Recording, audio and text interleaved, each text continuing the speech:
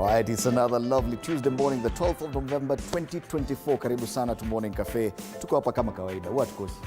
How many days to? 43 days to Christmas. We are cruising nicely. I'm usually Stanley Nyaringita. Karibu sana. It's going to be quite... jana kulikuwa kunanyesha, but then leo itakuwa sawa. Actually, I've seen some forecast by the Kenya Met Department about some storms in various areas, including Murang'a, Meru, and they're talking about chunga sana because these are red spots, not even green like kawaida. Yeah, red. Maanisha leo, and it's a focus between today and the 18th. So kuna mahali mvua ni proper. We'll be back to take a look at all that, but then this is a panel that we're going to be focusing on quite a number of issues. So yesterday the UDA party NEC met, and there was another shift after the swearing in of the new deputy president. Now yesterday there was shift in the party. So the NEC of the UDA party elected the new deputy president, Professor Kindiki, as a new deputy party leader, automatically ousting the former deputy president, Gachagua, from that position in the party. What exactly does that mean for Mount Kenya politics? Some of the headlines talk about rumbles in the mountain. This gentleman will be in studio for that conversation. Geoffrey Ruku, MP Mbeere North, and James Gakuya, MP Embakasi North. Joe Mutambwa sent his apologies, but the two gentlemen will hopefully make it for this conversation. Oh, yes. And then later on, because it's a Tuesday, we get into law, give you the whole legal clinic. Small Claims Court with Ruth Tanui, she's an advocate of the High Court, will be discussing what really happens in Small Claims Court. Hapa ndio leo unasemanga huyu jamaa ni akona 500 bob yangu, judge nataka nilipe. Yes. They focus on matters that are below, is it 1 million? Thereabout. So we'll be focusing on that. Into the headlines now. Plum job for 6 billion shilling oil scam suspect. Quite a mouthful. They talk about this lady, Miss Anangwe, who's been appointed despite an advisory from KNTC board chairperson Hussein Debaso. So that's a big headline on the front page of the Daily Nation. The headlines today are quite varied. Yes, they don't agree on anything. Home of wash cleaners. I find this a bit more interesting. I think this is a paper anyone would want to read. Yes, true. If you look at it today, wash. And we've been talking about this for quite a while. I remember the then CS for Interior, Fred Matiang'i, just before the 2022 election, saying that we run the risk of electing enough wash guys into Parliament. I don't know if we did that. Well, maybe. The jury is still out there. But that's the headline on the Standard today. On Taifa Leo, akanyagiwa hela za AUC. Okay. Did you expect this? This is less than a week after he launched officially his bid for the AUC job in Addis Ababa. So you wouldn't be expecting this kind of headline. Alisema ni Simba, wacha tutaona Simba atanguruma aje. Kenya Railways defaults on 167.5 billion cash shillings SGR loans. Today's headlines are just depressing. From the first one, hakuna hata any positive news. That's a Kenyan. This is what you're used to as a Kenyan. Do you ingine tena? State medical cover U-turn. This is on the People Daily. They talk about a new medical cover. Now we've been talking about SHIF and SHA. There's a new one now for public servants. Hatujamaliza hata kuelewa. Hata tujui, sasa hiyo pesa itatoka wapi? That's a question. Will they come back to raid payslips again to fund this? Anyway, we'll come back and take a look at that. That's the People Daily. Right. Well, something positive here. The front page of the Star. The Star is quite heavy today because they have MyGov pull out. It's Tuesday, so it's a free copy. Yes. Secrets to Ndegwa's success at Safaricom. Was it on last week? They were, well, they have been they're celebrating a couple of years since they have been in. Okay. Yes, and there they are. Yes, this is a Star on Tuesday. It is a free copy that comes with the MyGov pullout. So that's the headline. Secrets to Ndegwa's success at Safaricom. We cross the border to Uganda, and let's hope that there's something positive with our neighbors. But is it? It's a major madness. The paradox of rationalization. While the government's claim to merge agencies in a bid to cut costs is well-meaning, the logic falls flat under its weight when the state tolerates and continues to create outfits, especially at the State House, that do similar or overlapping roles with existing bodies, as has been demonstrated the field. Now, in case you're a Kenyan and you did not know that Daily Monitor is a Ugandan paper, you'd think that this is Kenyan news because it really, really mirrors what is happening in Kenya. Yes. So in Uganda, they have a State House Anti-Corruption Unit. They also have a State House Investors Protection Unit, another State House Revenue Intelligence and Strategic Operations Unit, Operation Wealth Creation, State House Land Protection. Okay, State House is like a separate government from the normal government. So you have ESCC and everything out here, then you go to State House and they start afresh. Yes. Yes. Uganda Media Center. They even have State House Government Citizen Interaction Center. Presidential Initiative on Banana Industrial Development. Yeah. Presidential Advisory Committee on Exports and Industrial Development. Now you see, okay, fine. So they say they're merging all these other bodies, but then when it comes to State House, you start afresh. All these departments are there again. So what's the point? Merger madness, they call it. That's a Daily Monitor today. And they have an image of the State House in Entebbe. Okay, wacha nisichome sana, nisichomea Ugandan brothers and sisters. Coffee conversation continues. It's a very, very hot bit there. Some State House probes. Now you realize what they've done. Now it is State House that is probing, not even ESCC or any other person, not CID, DCI. It's State House. Because if you go back here, they have the State House Anti-Corruption Unit. Okay. Yes. So si hapo bado pia wangeongeza basi Presidential Initiative on Coffee Industrial Development. Waongeze ingine basi. Ndo watoa ile uwasu ile ilikuwa inaitwa nini? UCDA ama? UCDA. Yes. So now State House has taken. Now you understand the politics of coffee in Uganda. There's a reason why there's been that madness about coffee, because now State House is taking over the probe. They accuse MPs of investigating also diverting seedlings. Yes. So State House is actually investigating diversion of seedlings for coffee. How busy is this State House in Uganda? Coffee State House probes ministers. That's a big headline on the front page of the New Vision. Other quick highlights here. Nothing much for us to really bother with. Kabalega Airport passes test flight. That's something else. One of those local airports there in page 2. So, okay, at least in Uganda today, they're just like Kenya. Nothing very positive about the headlines. In Tanzania, it's a big contrast. A very positive headline on the front page of the Citizen. Even the first word is just hope. Yes. As dollar becomes widely available again. Have you ever heard that in Kenya? The dollar is now widely available. Widely. Wetembea tu utapata tu. Tanzania wako sawa. So they say the US dollar situation in Tanzania has improved significantly in recent weeks, thanks to a steady increase in foreign exchange earnings from tourism, gold, and exports, among other factors. Have you heard anything positive, even in Kenya's tourism, or even exports? So you wanasema Kenyan tea is actually just going bad at the port because nothing is happening. Yes? Yet in Tanzania, they're actually raking in money through exports and tourism and gold. It was just yesterday they were talking about the boom in the cashew nut farming. So a second very positive story there. And you know, if the dollar is widely available in the economy, what that means. There's also something here, well, positive for them. They say Tanzania mobilizes $9 billion to fund key projects under the public-private partnership framework. It's always a very hot potato in Kenya, the PPPs. Yes. But yes, they've mobilized $9 billion USD. Well, I think it's a conversation everywhere in the region that private-public partnerships are the way to go. There's one more headline I've seen down here. Yes. That's probably away from matters economy.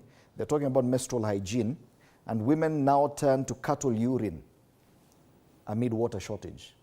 Now that must be something very worrying. Yes, I don't know if I'm just reading it at face value, that because of water shortage, they're now turning to cow urine. And I don't know how hygienic that is. So, very interesting. All right. Gazeti la Mwananchi. Sarakasi za chaguzi, malalamiko ya mapingamizi kuenguliwa kwa wagombea ya shika kasi, kigezo cha kazi, kuchezea kwa herufi za majina, kukosea miaka ya kuzaliwa vyatajwa chanzo cha tatizo, TAMISEMI yataja utaratibu wa kukata rufani. Now, in case you didn't understand all that, Swahili, they are preparing for the civic polls, which will be happening this month on the 27th. And a lot of conversation and politics is going on the polls, registration, and such like. And finally, it becomes the biggest story on the front page, because they've been avoiding this headline in Tanzania now. As the days get closer, now it's a big story, and I'm sure going forward for the rest of this week and next week, it will be the big story about the civic polls in Tanzania on the main, as a main headline. Yes. The other headline, that one, siri kupungua kwa maumivu ya dola. Same story there. Ingine pale ilikuwa, it has been happening a lot in Tanzania. Sababu kwa Tanzania kuendelea kutapeliwa. Remember wale wa kuku, unaambiwa changa pesa, tutakupa vifaranga. Na tukujengee nyumba ya kuku. Tukujengee nyumba. Sema mchezo wa town. Let's come back to Kenya and take a look at the weather in different parts of the country. We start off in the northern side. Hapa ni Moyale. Kwa hapo karibu tuna Ethiopia. It's going to be a very wet day today in Moyale. But then the temperatures, the highest you're going to be seeing is 29 degrees, maintaining a precipitation of 5% to 0.3 millimeters. So yes, it's going to be chilly today in Moyale. In the western region, 16 degrees right now. It's cloudy and it's going to maintain that way. No sun for today. From the noon all the way, it's going to be quite rainy. Thunderstorms, to expect that. Precipitation of 3.8 millimeters. So be sure, if you're in Kakamega, leo kunanyesha, tafuta gumboots. To the central region, 16 degrees right now. It's going to be sunny up to midday, and then after that it's going to be wet and cloudy and manyunyu tu kidogo, alafu jua irudi. So hii kwangi weather mbaya sana. Ni ile kutoa vumbi alafu inaacha. At least warmer temperatures towards evening. 29 degrees is quite high. This is in Kirinyaga. To the coast region in Taita Taveta, and see if it's going to be holiday weather. It feels like 24 right now. Going to be sunny up to around 8 a.m. and do expect chances of rain. It's probably mostly cloud cover, not really rainfall. This is heavy cloud cover. I don't think there'll be rain. If you look at the precipitation level, it should be 1.5. So very, very minimal, probably. Highest temperatures 32. Yes, so quite warm. Yes, ini weather mzuri pia. In Nairobi, yesterday it was raining cats and dogs, particularly in the morning. Today, leo uko sawa. Leo unaweza toka and be sun-kissed and all that, because hakuna mvua today. The highest temperatures for today is 25 degrees Celsius, so you're safe, particularly for today. All right. So that's a weather situation. We'll take a look at the weather later. Yes. KCSE inaendelea. KCSE inaendelea. Today is one of those days that they're doing CRE and other religious studies, IRE and such like, and they're also having biology paper 1 into the afternoon. And then there's so much happening today in Parliament.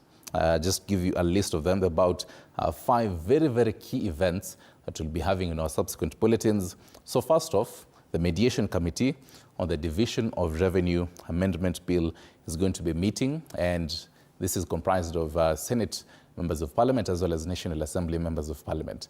If you remember last week, it was very, very heated. Some National Assembly members were on the brink of even walking out because of the kind of conversations here. It's really about how the division of revenue, and particularly for the counties, we're going to be following up on that for you and just debunking it. Something happening also in the National Assembly, the Defense Committee will be meeting the Ministries of Health, Labor and Social Protection, Land on the Batuk inquiry. We'll be telling you all about this. Something also happening, the National Assembly on Education is going to be meeting with WASU on the lecturers' strike. So that is going to be very key just to determine how it's going to be. It began somewhere around last week. So going to be seeing if the deliberations on this will maybe make some changes They're also going to be meeting with the HELB and KUSIP's leadership just to see the new funding model. It has also been criticized a lot, so we're going to be seeing how this will be evolving today.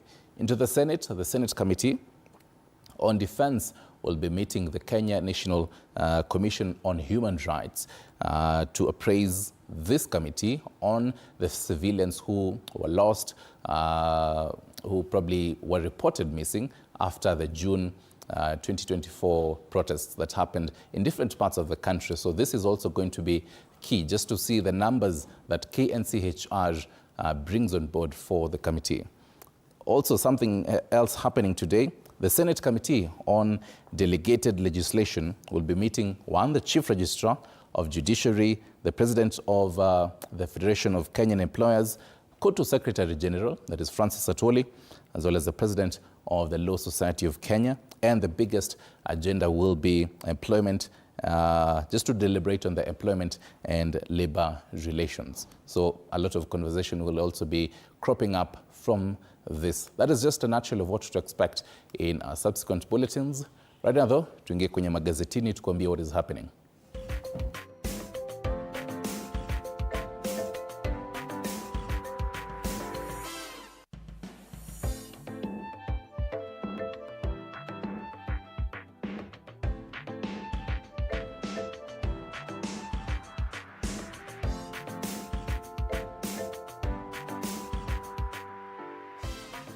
All right, we start off with the Daily Nation. They talk about a planned job for 6 billion shilling oil scam suspect.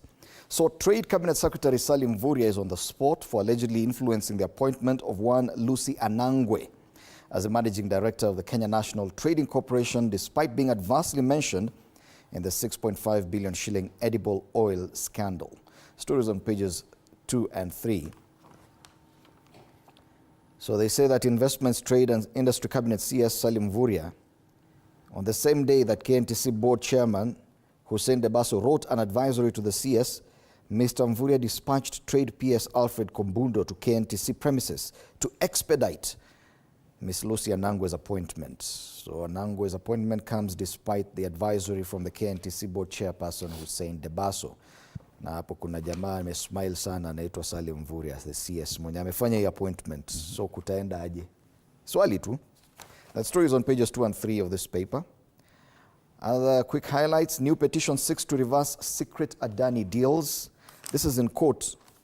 Katiba Institute has challenged the constitutionality of some sections of the Public-Private Partnerships Act over the Adani Group deals, arguing that the exclusion of Parliament from public-private partnerships agreements violates the Constitution. So yesterday kulikuwa na kesi nyingine, so the likes of Kalonzo Musyoka attending court, following up on that, but sasa kuna kesi nyingine tena. On pages 4 and 5, they also list the timelines of the same. This is the Adani timeline. Okay. Pale juu, they've revealed the 22 routes for trafficking marijuana in Kenya. So ukitaka kujua ile unatumia inapitianga wapi? Are they just 22? No, I think these are the main routes. I'm sure there are so many others. They've actually drawn a map on page 14. Yeah? Kuna ile inatokea huko Lodwar, kuna ingine inaanzia pale juu Moyale, inaingilia Marsabit, inateremka Isiolo, inafika Meru before coming down through Murang'a to Nairobi. But you can see so many routes from this other side of especially the western side, Malaba, Busia, Homa Bay and Migori. Yeah?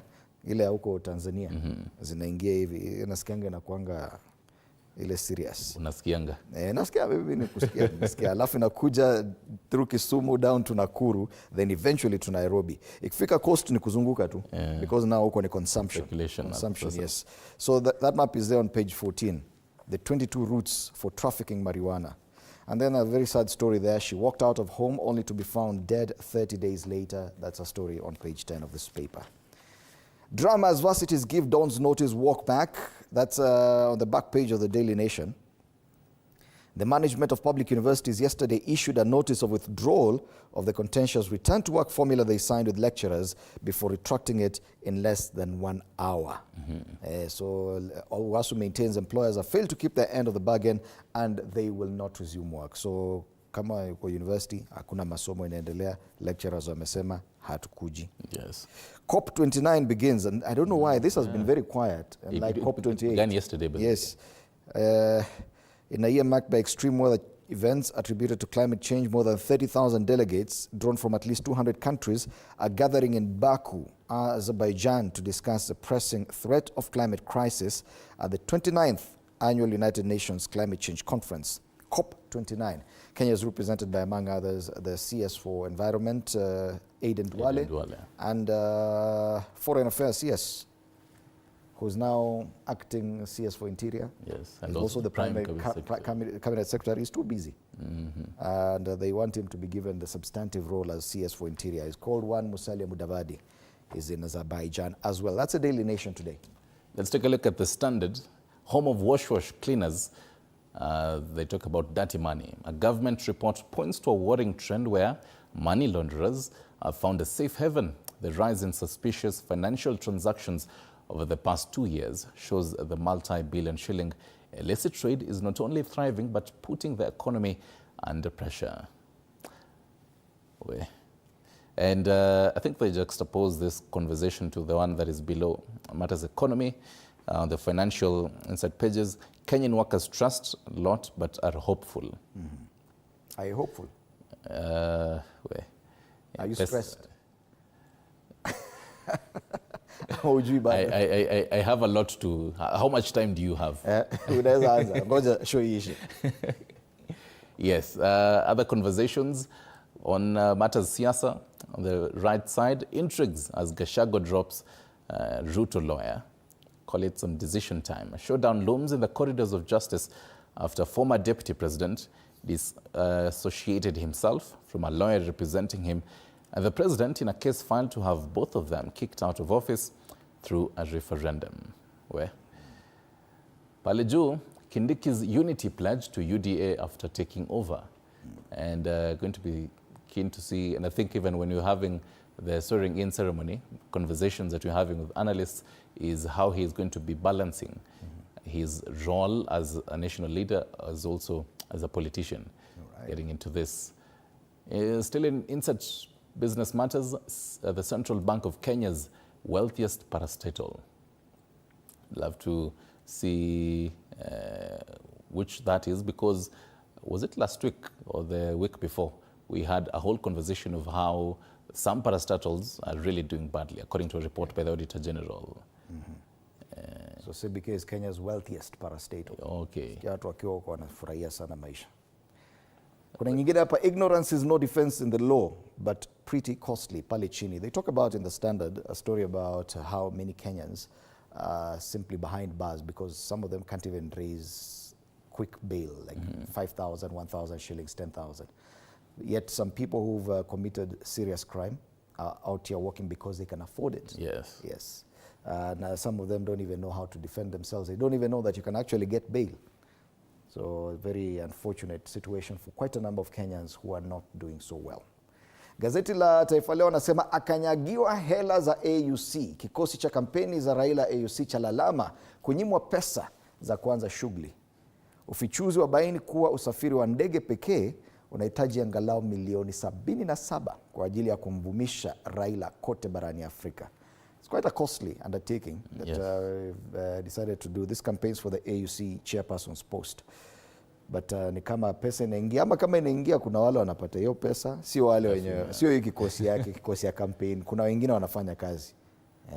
Because we can still see him moving around, still launching, so we're not saying that he's grounded, but kuna wale hawaoni hii pesa. Na walikuwa nafikiria wataiona.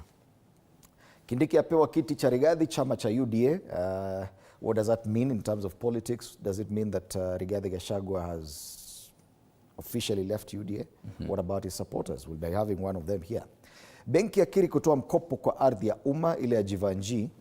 National Bank yasema kampuni ya kujenga Jivanji ilitimiza vigezo. Alafu hapa kuna swali, Murara na Kasmuel ni wasaliti? Ni swali, sio mimi nimesema, ni swali. Watazamwa kama wasaliti baada ya kufuata mkondo wa wanasiasa waliofokewa na Gen Z. Na zile njia 22 za ulanguzi wa bangi Kenya ziko pia hapa kwenye gazeti hili la Taifa Leo. Kitambo tuone Mackenzie pia. Mackenzie yule wa Shakahola. Naam. Mackenzie kusota jela hadi 2025. Some they're not enough. There are no prosecutors. There are not enough prosecutors. Kesi ya mshukiwa mkuu wa mauaji ya Shakahola wenzake 94 ni baadaye. And you can tell that the state is doing all it can to ensure that they remain behind bars for the longest possible time. Yes. Yeah. On business matters, Kenya Railways defaults on 167.5 billion cash shillings standard gauge railway loans. In context, they say the Kenya Railways Corporation has defaulted on that amount of money borrowed from China through the Treasury to build the SGR, turning the spotlight on the financial health of the high-speed rail. This conversation continues. Palechini Kengen fines Kenya Power 710 million for late electricity payments. Where? There used to be one company. Okay. On the right, the ticker, fresh petition seeks to stop Adani-type deals. Taking a look at that on Daily Nation. And the East African Development Bank asks the court to clear Tuju assets sale. Something else that may be of interest to you, the Central Bank of Kenya foreign reserves hit 4-year high. I think it's similar to Tanzania, but we're not really highlighting this. I don't know why. It's something positive. Yes. That official foreign reserves at the central bank have hit a new 4-year high on new disbursement from the IMF. And lakini kumbe ni loan. Just when you expect a very positive conversation. I thought Tanzania, it's coming from exports, yes, as in something we've done. We're exporting gold, nothing. Ni loan. Ni loan imekuja. Yes.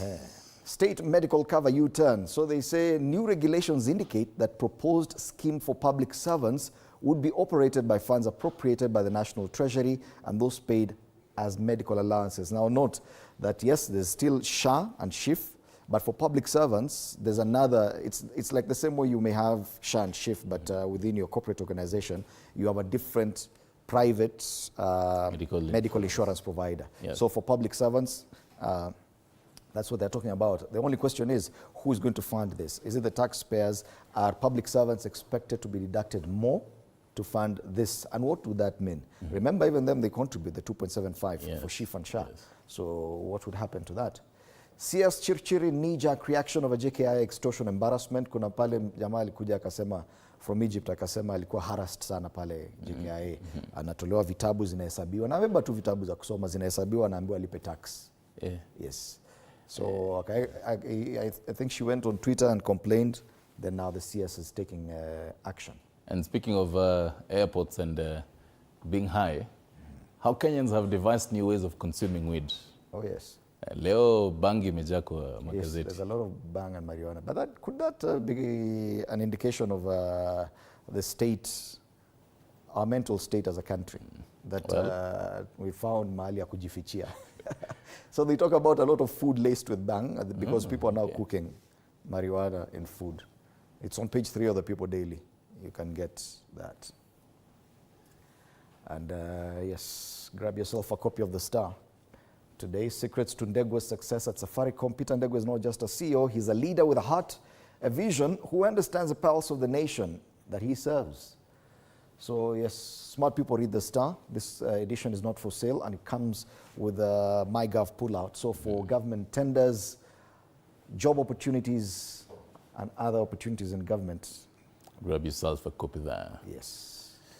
Tuangazie the cartoons now and see what is there. Start off with standard. And they have a contrast of 2 photos here. 2 leaders on they should be the left. They have President-elect of United States of America, Donald Trump, wearing that hat there. Make America Great Again, abbreviated as MAGA.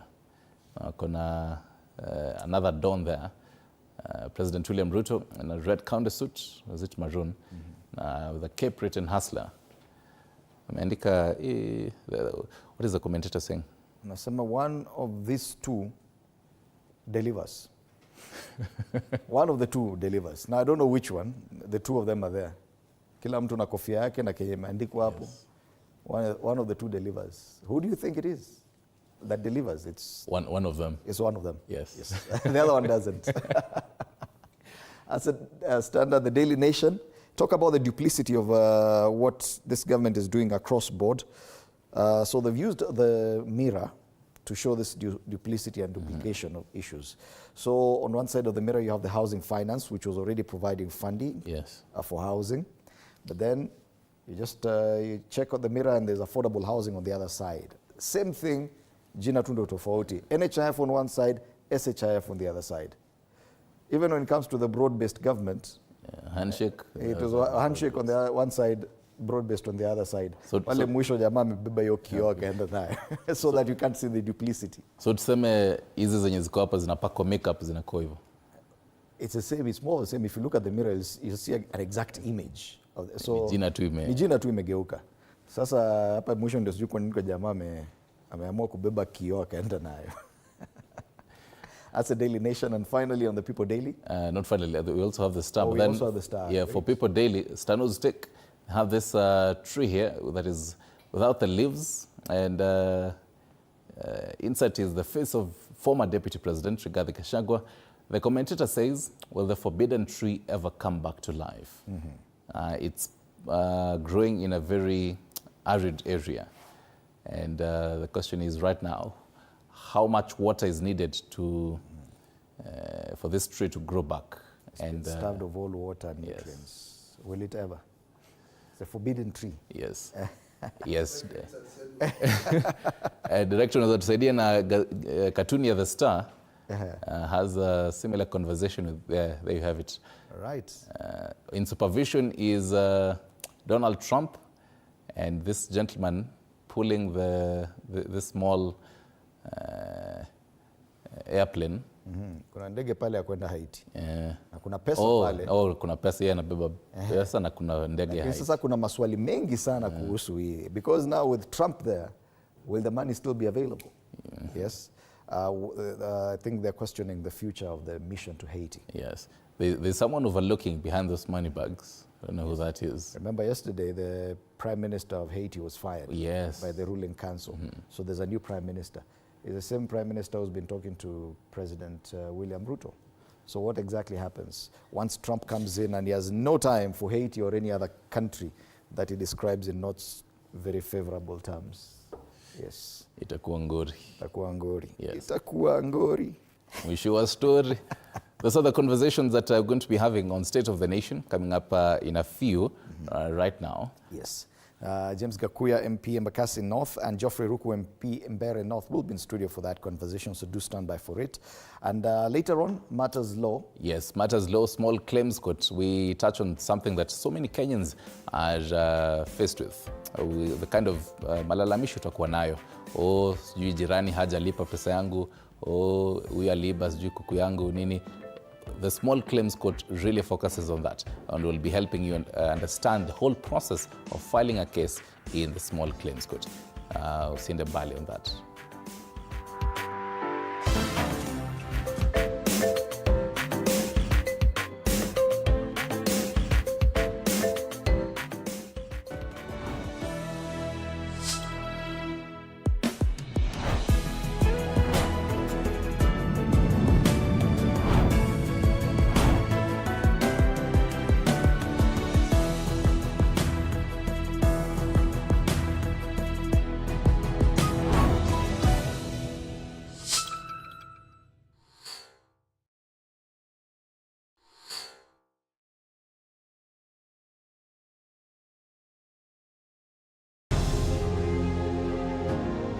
Vile unavyojua watoto wengi sana hawana namna.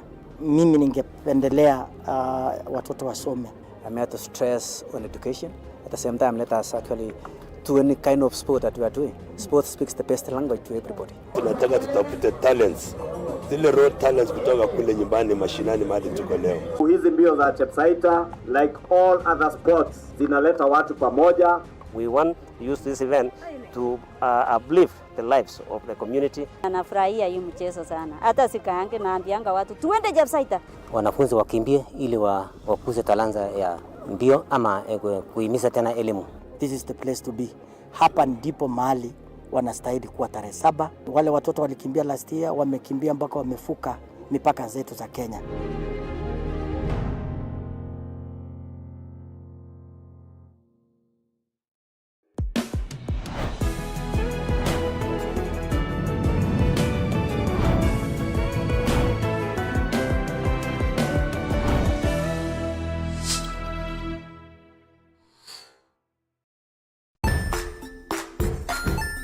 Hey there friends, welcome to Kids on the Block, where fun and imagination come alive.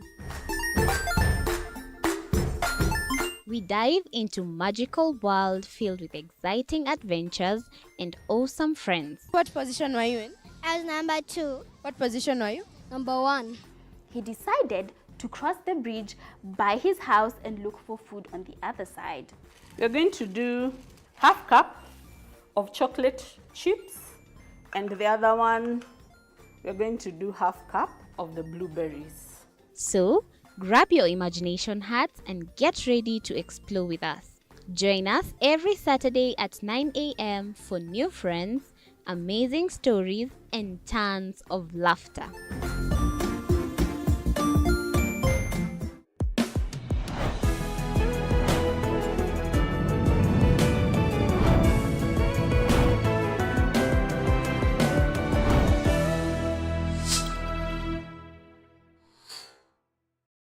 Join us as we explore the journeys of those who defy the odds and break barriers. We dive deep into the stories of triumph. Sometimes when parenting a child with a special need or whatever disability, family life becomes a bit complicated and you may end up raising the child on your own. Here, we inspire. I have a farm which one we showcase with other dyslexic youths and autism, how to farm. Motivate. It's never easy, but what we do, the best thing is to work with another parent who has an elder child than yours. And break through the barriers one story at a time. Push your boundaries beyond the limit. Saturdays at 8 p.m.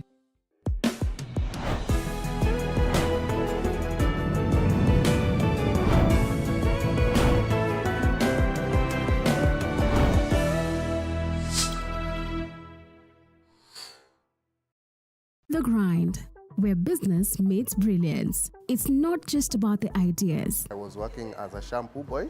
I used to wash clients' hair in the sink. It's about making them happen. From big wins. In primary school, when we would be asked what people want to be, I was categorical that I want to be a nurse. To hard lessons. The consoles change, the gaming equipment keep changing. We cover it all. Tune in to The Grind, where every episode is packed with insights. The person who is serving customers, always be a customer-centric. Strategies. When you pay attention to detail, you get luxury items. And stories to fuel your ambition. Don't just dream it, grind it. Mondays at 7:30 p.m.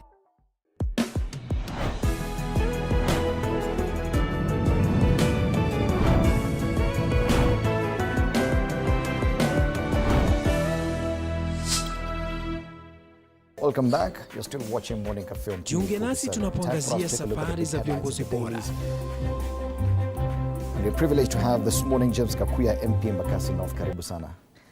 Bwana Gakuya. I think one of the most interesting headlines this morning is on the Standard front page, home of wash cleaners. They talk about dirty money. A government report points to a worrying trend where money launderers have found a safe haven. The rise in suspicious financial transactions over the past 2 years shows a multi-billion shilling illicit trade is not only thriving, but putting the economy under pressure. And let's start from there, Bwana Gakuya. Remember a few years back, the then CS for Interior, Fred Matiang'i, raised alarm over the possibility that the 2022 elections could put into Parliament quite a number of people involved in this illicit trade, money laundering. Now we see this coming at a time when the financial health of this country is not doing so well. The government is trying to sanitize the fiscal situation. Then you see wash cleaners finding a safe haven in Kenya. And you wonder, okay, where could the problem be? Why is it so difficult to contain such illicit trade in money? Thank you, Edimuri. Good morning, viewers, wherever you are watching us from. And coming to the concern of home of washers, cleaners, I think this is a cartel trade, which is well known. There is no way that this kind of huge entry of billions of money can see its way in without detection. Because this money does not walk through what we call palace routes of borders. It comes through banks. And remember that during Uhuru tenure, there was this element of NYS when big money was moving out in sacks. Remember that by that time there was a caution. Banks should not make such transactions. I believe as much as this money is finding its way to what we call real estates, I totally stand to believe that it is a well-known cartel. There is no way that money, kind of magnitude of money can land to this country unnoticed, and deliberately this money enters to what we call real estates, because you know real estates, once you put this money to housing programs, you will recover this money very easily, because after the sale of this housing, it will be seen as it was a normal process. But you can't imagine that you have this questionable kind of transaction when you have detectors of money laundering. Where do you want to tell us they are?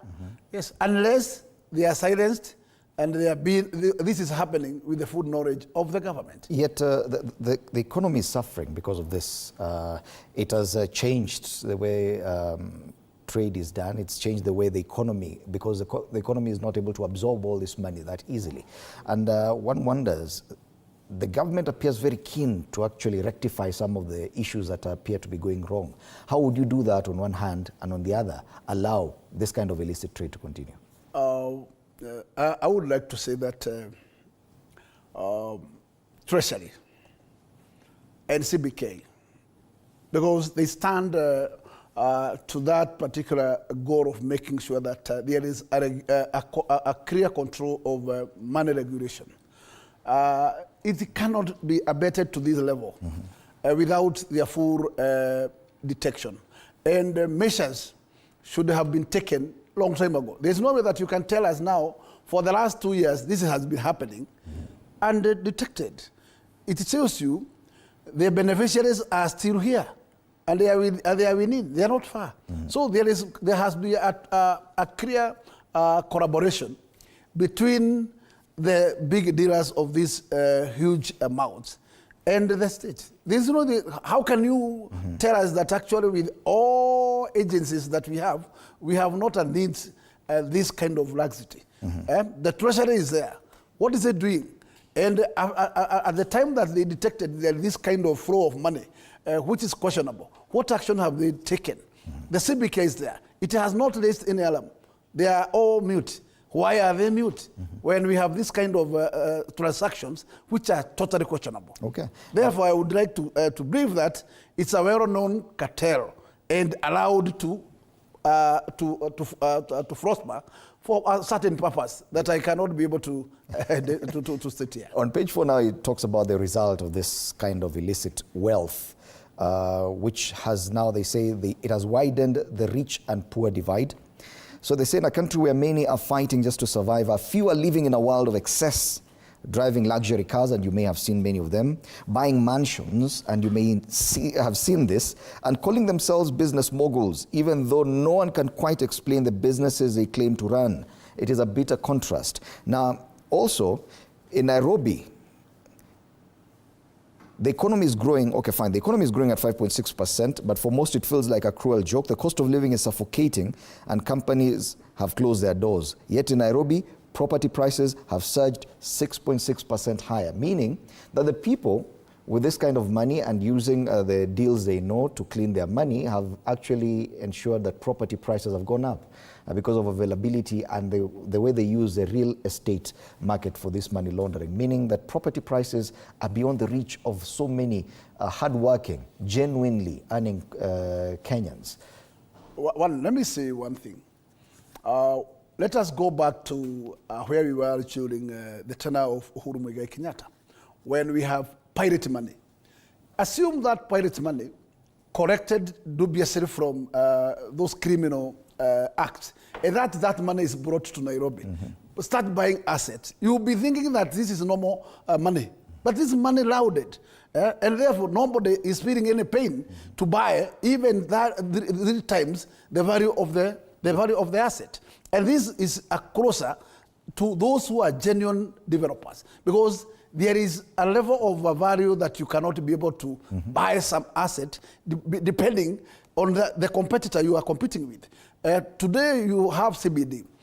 There are those properties or assets that has maybe done with their lease. And in lieu of the lease, you find that, in fact, that particular property is bought almost when it is full 99 years lease. This is telling you these people are ready to use any magnitude kind of without, because the money is earned without sweat. And therefore, competition is totally, and that's why this particular paper is addressing about 2 clusters. Because you have left the people who are normal growing economically. And here there is another cluster that has come, which has come with a bump of resources where they have not sweated. And therefore, to use these resources, they will use it anyhow and without care.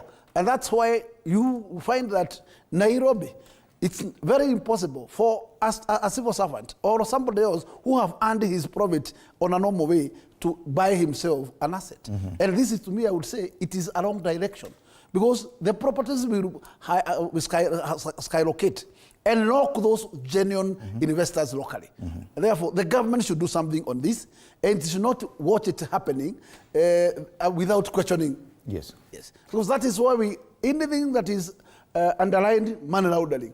Why do you want to fight with the people putting caveat of that one cannot be able to deposit more than $1 million a day or without disclosure or withdrawing, when you allow these kind of money dealers to spend this money in this magnitude? So for the wealthy, it is a time to prosper. For the rest, it's a time of uncertainty. And it leaves many questions begging, because many people are feeling the pain. But it would appear that a certain class, and it may also include the political class, are very much involved in this kind of illicit trade. And that's... it can't happen without godfathers. Yes, underline that. The godfathers must be there. Including and the godfathers must be within the government. Yes, they are not outside. There is no way you can be able to protect this kind of drug money launderers when you are out. Okay. It has to be the godfathers are within. Are we now living the reality of what Fred Matiang'i said we were at risk of before the 2022 elections, that the way things were going, we were going to elect a lot of people who are money launderers into the National Assembly? Those were his words. Are we now living that reality? This is a reality, because assume one is part of this dragnet, and then he has earned himself millions that are not sweated for. Then to buy a position is like a brink of an eye, because that person, he knows that he understands that how it works. He just moved to Anjiko. It's not known his sources of money, but he has come with them like what we call a barrack of rice. Then the next point you find is that many people will be elected, and they will be elected because of that force of money. But this money is not money earned on the right direction. Yeah, and therefore, you and those protectors of those dragons within the parliament, and still within other government agencies. The expectation would be that the National Assembly would be at the forefront in trying to create legislation that would counter this. But now, if at all so many members of the National Assembly are already involved in this kind of illicit trade, what does it mean, even in as far as combating this kind of One thing I would like to say, as we stand, we have policies and regulations that regulate money laundering. It's only that the implementers has bedded. If we would like to do the collective thing, we can do it. But when the government is silent, there is no single policy that will work if the government's goodwill is not there. It should be the government first.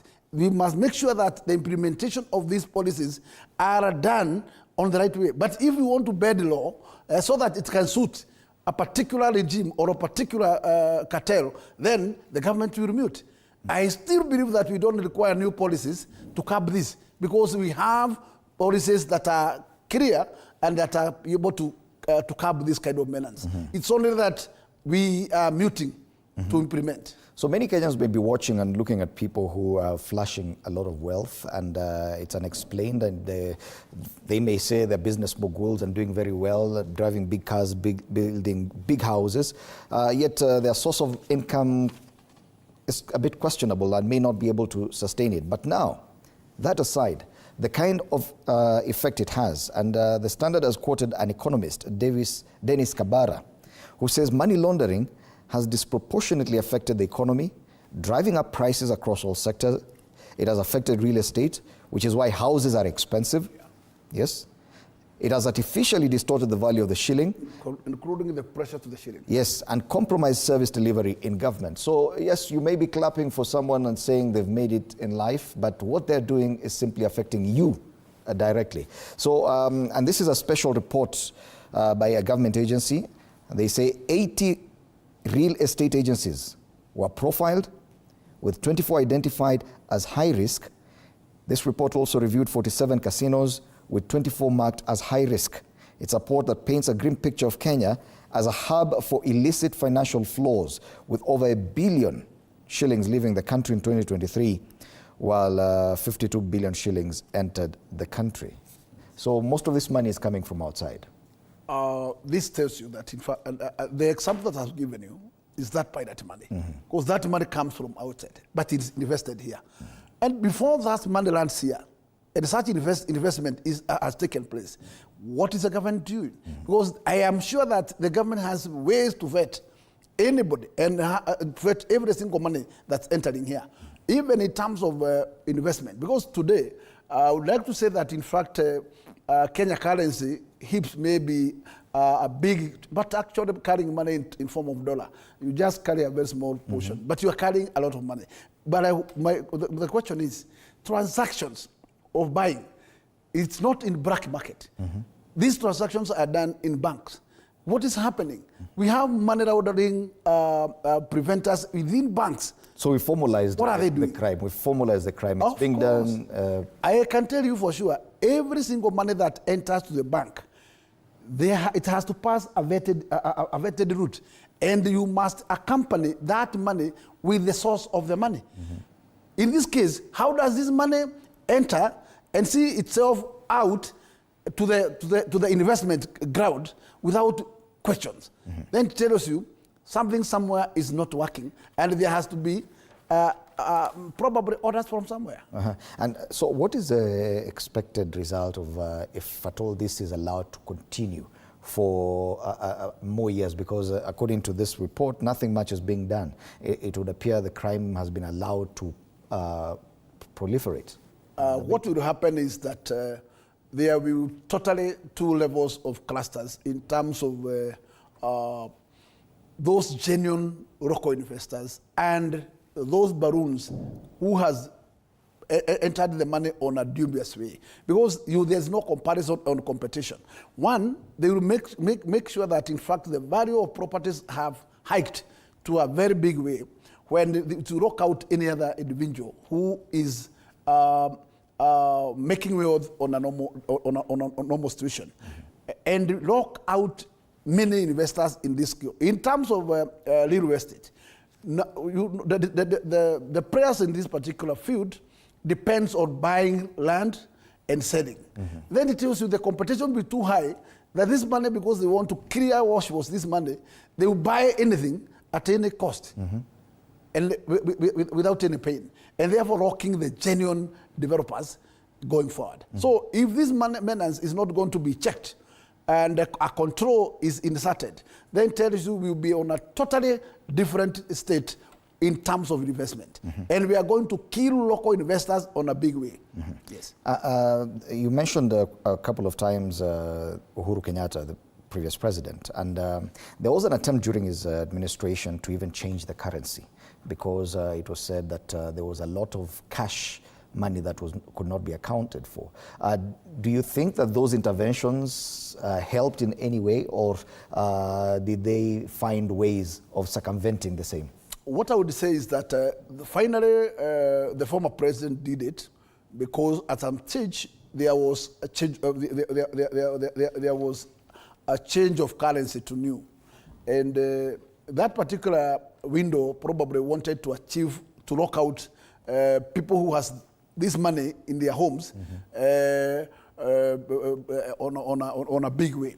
But I would say, by the introduction of what we call dollar currency, is a big blow to us, because those who had that kind of money, through what we call black market, they changed this, they converted this money to dollar. And therefore, the dollar had no battle. The only battle was Kenya currency. And that's what they did.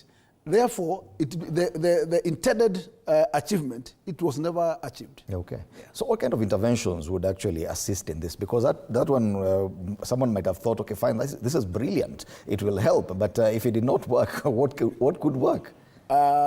I believe that it would work, and it can only work when we have committed and serious prayers of this financial ground, and the Treasury and CBK has a duty to protect, because actually they are the regulators of banks. And once they put a caveat to the banks are at risk of being closed. And therefore, banks will be more cautious. And taking this kind of trend, they will be they will step some step back to prevent their jeopardy to close the business. Yes. Therefore, if we cannot trust our institutions, and our institutions things are happening when they are mute, I am worried to see Treasury the other day. The Treasury was trying to convince public that they were not aware of Adani agreement. They were not aware of Adani project. How comes you are the Treasury and the business in discussion is leasing public assets, and you are not aware? If you are not aware, who is aware? Demuri. You know, sometimes we get shocked. If a treasurer can make such a statement, then you get to decide to ask yourself, then, if treasury is not aware, is not part of this, where is this dues taking place? And how can they be legal if treasury is not part of the discussion? Okay. So in this case, we would like to say, I don't want to say that in fact there is another treasury elsewhere, because we believe in only one. But it's by the look of things, it's like things are cooked elsewhere. And probably the godfathers that we are trying to talk about, things are happening when people are just assuming that they are only there to reap. And if this is the case, then the country can be on a very high risk, very high risk. I would urge that, in fact, our institution work and protect the Kenyans, because failure to that, you are leaving Kenyans into a disarray, because you are exposing them and they will be exploited, and they cannot earn what they're supposed to earn on a genuine way, because that process is being ruined by those black markets. Home of wash cleaners. That's a big headline on the front page of the Standard. And they say 83%, that's the number. In 2023, 296 cases were under prosecution, marking an 83% rise from the previous year. So this past year has seen a significant rise in cases of money laundering in Kenya. What does that mean for the economy going forward if this is allowed to continue? Definitely, according to the standard, it has created... Also, we may also need to know the outcomes of these cases after prosecution. Because I have not had many cases of kind where money has been freezed. The only thing that I have had is those people who have probably added themselves within. Those are most of at corruption. But for money laundering, we have not heard about that. Yes. So we don't know whether still they find themselves way out or what happens. So the economy is being fueled by illicit wealth, and this is widening the divide between the rich and the poor. That's a big story on the front page of the Standard. After the break, we'll come back and take a look at politics and what's happening now with the shift in the UDA, with now the party getting a new deputy party leader in the name of Professor Kindiki. That after the break.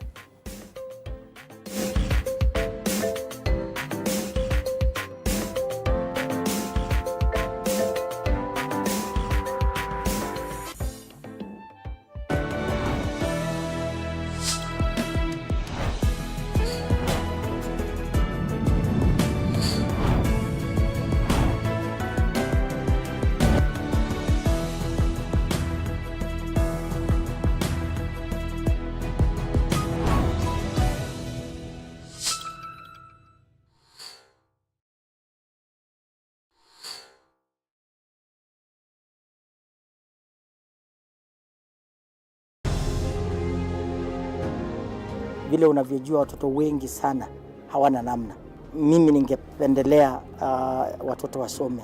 I'm here to stress on education. At the same time, let us actually do any kind of sport that we are doing. Sport speaks the best language to everybody. Tunataka tutafute talents.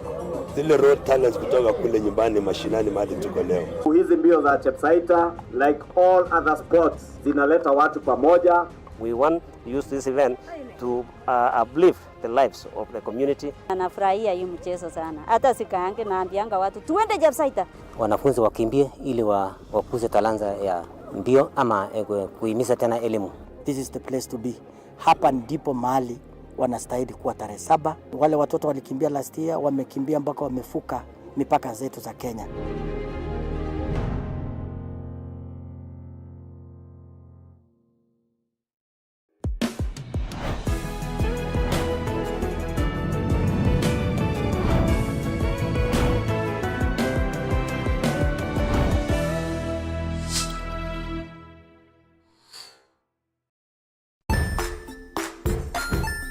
Hey there, friends. Welcome to Kids on the Block, where fun and imagination come alive. We dive into magical world filled with exciting adventures and awesome friends. What position were you in?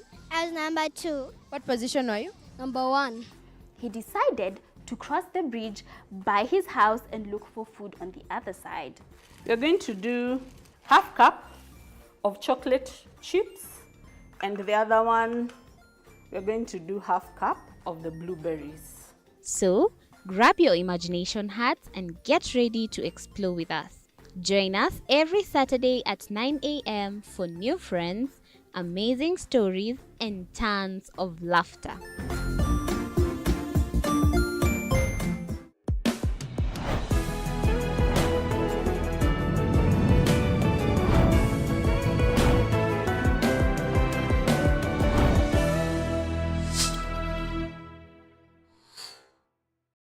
Join us as we explore the journeys of those who defy the odds and break barriers.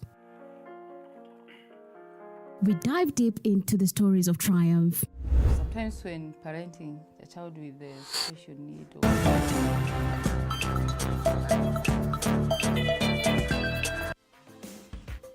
Welcome back. You're still watching Morning Cafe on TV 47 with me, Fred Indimuli. We continue looking at the headlines this morning. One of those is Kindiki's unity pledge to UDA after taking over. He is the new deputy party leader of the UDA party, taking over from Rigathi Gachagua, who was impeached as deputy president and with that deed also lost his position as deputy party leader. And we have a story also filed by one of our reporters from TV47 on this change in the hierarchy, rank and file of the UDA party. Let's watch it. A new down at the Hustler Plaza. A new face at the helm of the ruling UDA party. 2 weeks after Rigathi Gachagua was impeached from office, the party he was elected on in the 2022 general elections This will be your notebook for all our... has officially replaced him with his successor at the Harambee House Annex, Professor Kindiki. Chama kiko na nafasi nzuri katika kuimarisha demokrasia katika taifa letu la Kenya. Na chama kulingana na katiba yetu ndio kinaleta serikali. UDA chairperson Cecilia Mbarire said the decision was made after Gachagua's impeachment by the National Assembly and confirmation by the Senate, an outcome which rendered him incapable of fulfilling his duties as deputy party leader. His Excellency Rigathi Gachagua is unable to perform the duties of the office of the deputy party leader and subsequently ceases to hold office as deputy party leader. Na nimeahidi ya kwamba nitafanya kazi na vyombo vyote na vitengo vyote vya chama chetu, kwanza nikiwa mwanachama. The new second in command expressed how he will be true and loyal to the ideas of UDA party, assisting the party leader President William Ruto in the implementation of the party manifesto, anchored on the 5 key pillars of bottom-up economic transformation agenda. But those ideas of the various segments which constitute our party must converge so that we pursue the broader ideas that our party believes in, and that is how we will build a strong country, a united country. In her previous statement, UDA chairperson Cecilia Mbarire maintained that the former DP shall remain as UDA party member and will only leave the party under his own volition. Gachagua is expected to announce his next move in the coming days, as the courts are yet to rule over his matter. Mike Kagwango, TV47, Nairobi. Ni habari ambayo ilipewa kipaumbele kwenye ukurasa wa mbele wa Taifa Leo. Pia anasema Kindiki apewa kiti cha Rigathi chama cha UDA. What exactly does this mean for the former deputy president? And we could refer to the cartoon on the People Daily, where he's shown there as part of a tree that has really dried up. Somebody's asking, will the forbidden tree ever come back to life? This is just another nail in the political coffin, some may argue, of the former deputy president. The fact that he's now lost control of the biggest party, at least as second in command, that changes a lot. He cannot demand or command any rank and file of the UDA party. How does this change? You're a member of the UDA party, Bwana Gakuya. I would like to be very short in this response, because I just want to refer Kenyans to the past. And I would like to refer them to one Mwai Kibaki. Mwai Kibaki was once the vice president of this country, and on his way, he was demoted to serve as the Minister for Public Health. And that did not ruin him from successfully taking over this country at some stage. In this case, I would just refer to that cartoon in our People Daily. Our People Daily. And I would like to say very clearly, this tree, I would call it a deciduous tree. And those who understand the deciduous trees, the deciduous trees sheds their leaves, but they are not dead. You may think that that particular tree is completely dead, but it is alive. And when time comes, a seasonal time comes, the branches grows afresh, and the tree becomes fresh. In this case, I will tell you, Gachagua politically is not dead. And even though the process he's redressing his justice in court may close his doors in terms of removing the tag in his neck, and this is the impeachment resolution by Senate, this will not stop Gachagua from becoming a kingmaker. And in this case, that will mean he may be making a decision of the community. And what matters is how community will treat him, and he himself, the touch between him and the community. That's what will matter. He will be saying, this time we will go for Kalonzo. This time we will change the button, we will go this way. And I can tell you, Raila Odinga has survived because he had a community's support and other friends' support. And that's why no single regime has ignored Raila Odinga. From the Moi's regime, to Kibaki's regime, to Uhuru Kenyatta's regime, to William Ruto's regime. The Raila factor has been relevant all through. One of those factors includes the ownership of a political party. Raila Odinga has been leader of ODM. This is where Gachagua is heading. Gachagua cannot go to an election without a vessel. And that's automatic. And I would like to tell the public that way, very openly. Gachagua, in few days or in few months, he will be launching his vessel. There is no way that you can be beaten. Once beaten, twice shy. It is 3 years to 2027. You are a member of the UDA party. You are also a supporter of Rigathi. Of course. Personally, I may not be allowed by the political, the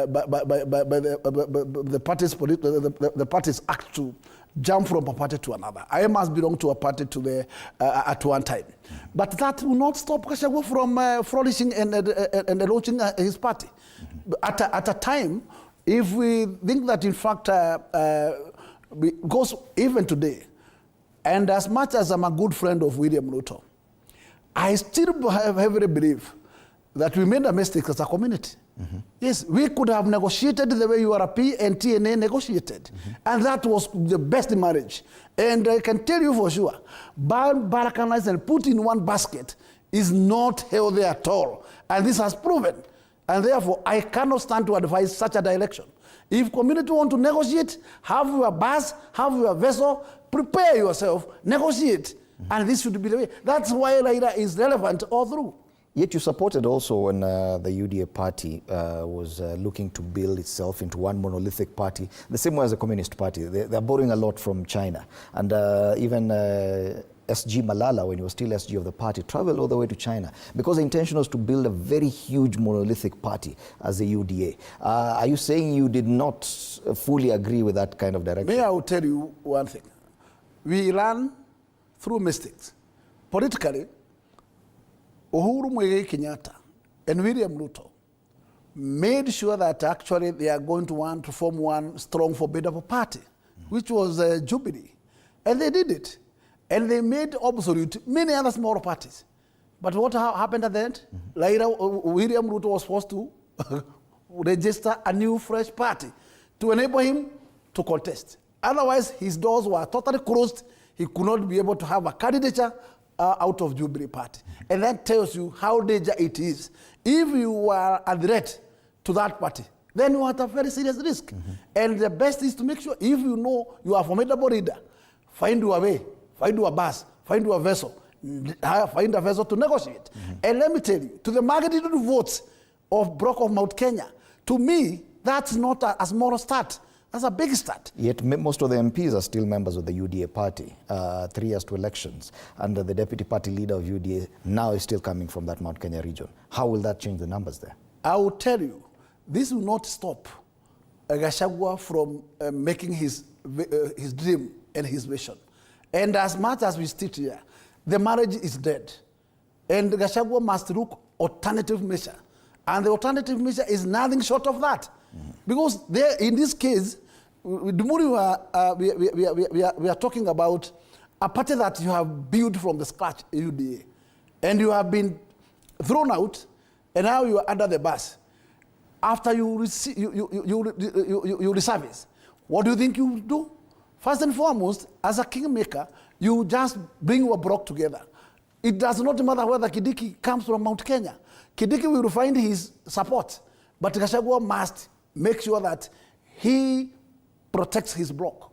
And he has it. Sustaining that kind of support is going to be tricky for someone who's already faced impeachment, and you said it correctly.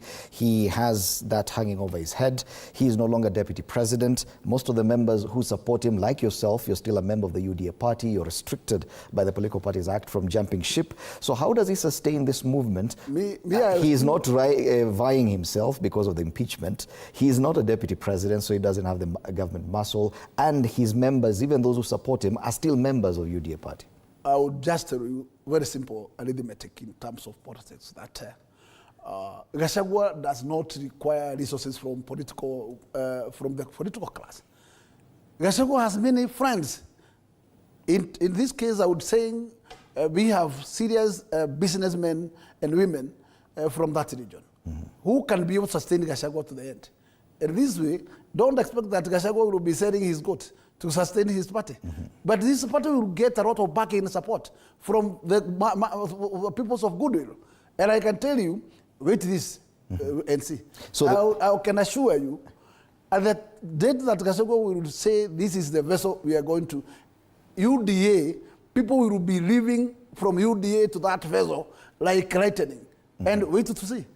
Yes. But when it comes to political parties, are we saying that regarding Gachagua's relevance, even in getting a political party, is simply to carry the vehicle for someone else when he himself is locked out of vying politically? I can tell you very authoritatively that by the time we were persuading Gachagua to quit for him to safeguard his future contest, it was very clear that it is not written anywhere that I must read this country. I can support somebody else to read. So his relevance will be, where is the vessel? Then be dictating who. And that's a kingmaker, as simple as that. Okay. Yeah. Let's turn the page and focus a bit on Kithure Kindiki. His rise, we could call it meteoric rise.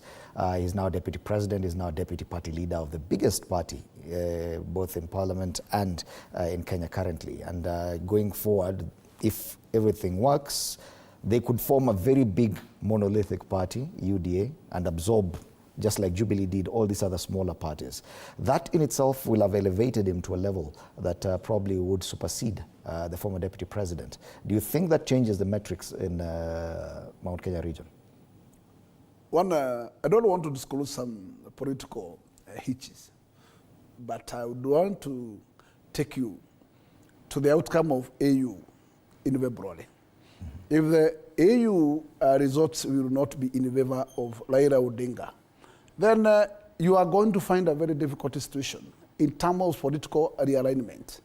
And you might find Raila Odinga in 2027 presidential contest.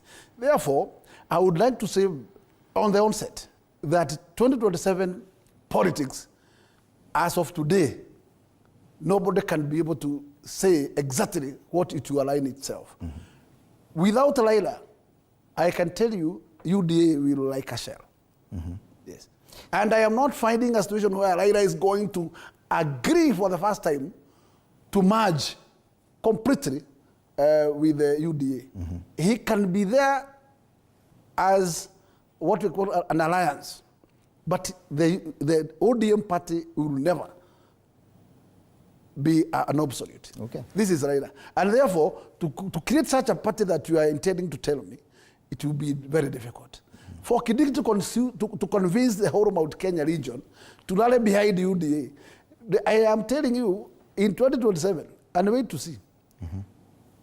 The same way that in the Mount Kenya region, it was yellow, it will turn to any other color, where Gachagua will say. Okay, there's this belief or, yes, general sentiment that all these people, because there's a divide in the Mount Kenya region on elected members. There are those who support William Ruto wholeheartedly, the same people who support Bwana Kindiki, and they even went to Nyahururu, made that declaration that they fully support Bwana Kindiki as their main person from the Mount Kenya region. Then there's a group that you are part of that supports Rigathi Gachagua.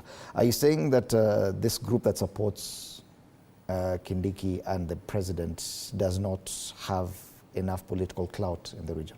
What I can attest to this morning is that I am the one who does political surveys. But what I can assure you today, and what will be 2027, God will give us life to that date. Is that UDA as a party, it might become a past tense in Mount Kenya region. It does not matter what resources you will pump there, because I know their option probably is that we will face this mountain with money.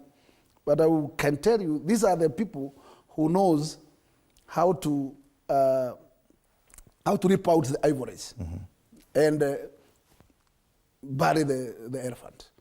And this should be the way to go. You're using very interesting parables. This is how it will be. The ivories, people will be ready for the ivories, but the elephant should be buried. So UDA will be dead in as far as Mount Kenya is concerned. That was its biggest support. I can tell you for sure.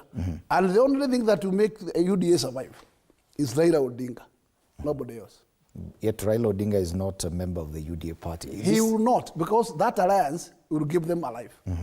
This elevation of Kithure Kindiki, what does it mean to the party if you look at the party away from Mount Kenya?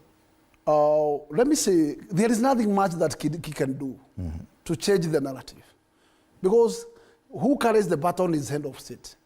And the head of state is the party leader. Yes, and he's the president. So he's the person with every single key to future of that party. And I can tell you, at any point that you think Kindiki can bring anything new, it's totally difficult. Yes, I can even tell you that William Ruto himself may get more votes from Mount Kenya other than riding behind Kindiki. We've had some murmurs from that region, and with the exit of Rigathi Gachagua, at least from the position of deputy president and now as deputy party leader, there have been people who were previously even in support of him, who are now thinking that probably it's their time to rise. One of them is the Nyeri County Governor, Mutahi Kahiga. There were some indications on the dailies that he could push to be kingpin of that region. He is also a member of the UDA party. He's one of those senior governors from that region. Do you think that this is possible, and how does that affect the political matrix for Rigathi Gachagua? What I will just express myself on that particular item is that none, as of now, to 2027, will rise from Mount Kenya and beat Gachagua. This take to bank. Why is that?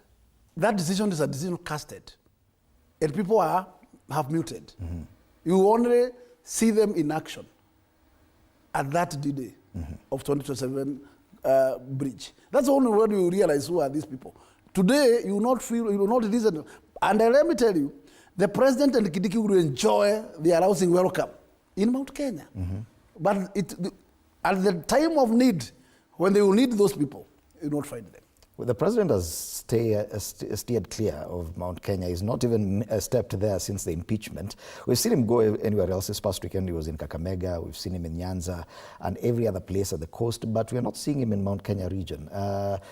Do you think he's still keen on coming, or is he just waiting for the dust to settle? Yeah, I can tell you for sure. These people are politically mature, and there is no single day they will, at any point, show any negative reception to the head of state. Any time that the head of state will be in mountain, he will be loudly welcome. And this is them. Don't think that there is a single day he will come and walk alone. He will come and get well received. But I am telling you, the judgment is only at the ballot. So the judgment is already done? Aye, that one is a decision made.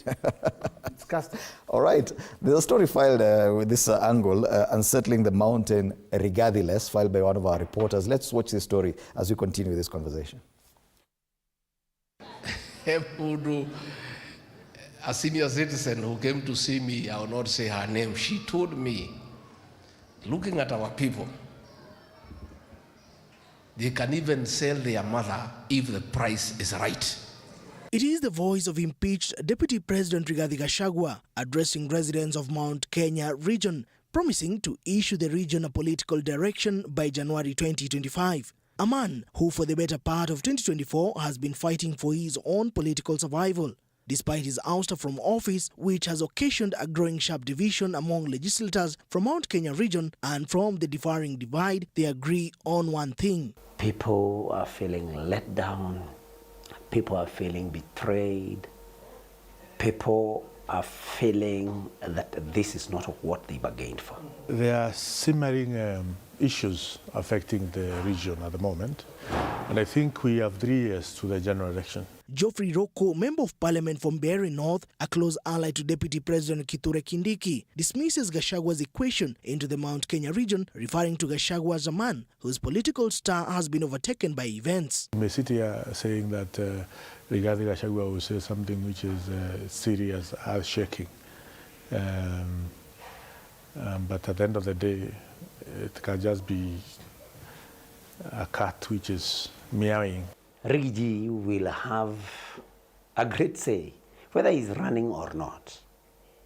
He will have a lot of influence on the politics of Mount Kenya going forward. Political temperatures are muffling each passing day. Murang'a Senator Joseph Nyoto, an ally to Gachagua, maintaining that it is a calm before a storm, and the storm is the 2027 general elections. Our people actually are very hostile towards anybody that they perceive to have, betrayed the cause. As for Roko, hinting on another sweep of changes as soon as next week, this in President William Ruto's rejuvenated effort in consolidating a backyard divided into the west and the east. These changes are seen to affect the region's political bigwigs like Kiharu Member of Parliament Ndende Nyoro, who since the onset of Gachagua's ouster bid has been mum. We are going to see more people coming to the government from our region. Some people who may be quiet at the moment and who have a serious say within Mount Kenya region. The political developments to be witnessed in the coming days are seen likely to influence the direction that the vote-rich Mount Kenya region will take while charting a way forward into their political future. Moige William, TV 47, Nairobi. In 2 weeks or so. Yes, on page 7 of the Daily Nation, the headline reads, "Rumble in the Mountain, Gachagua ouster, Ruto's allies and 2027 battle."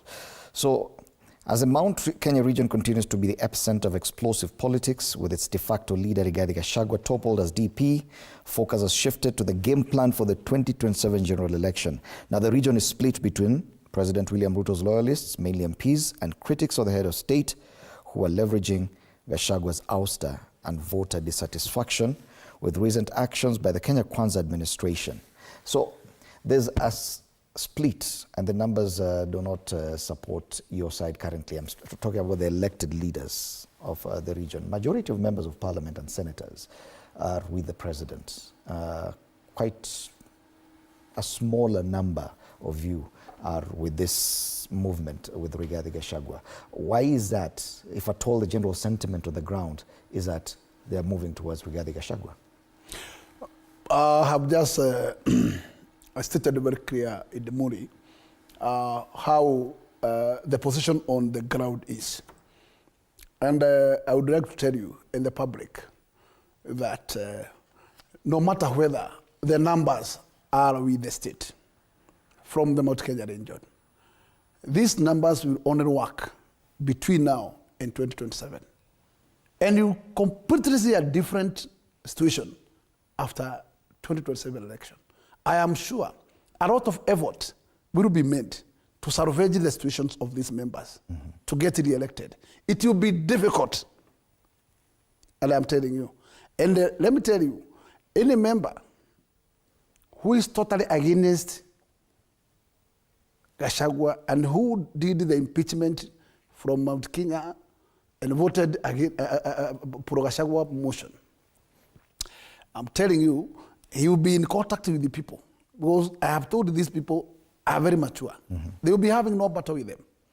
And I can tell you the test will be left to the only voting days.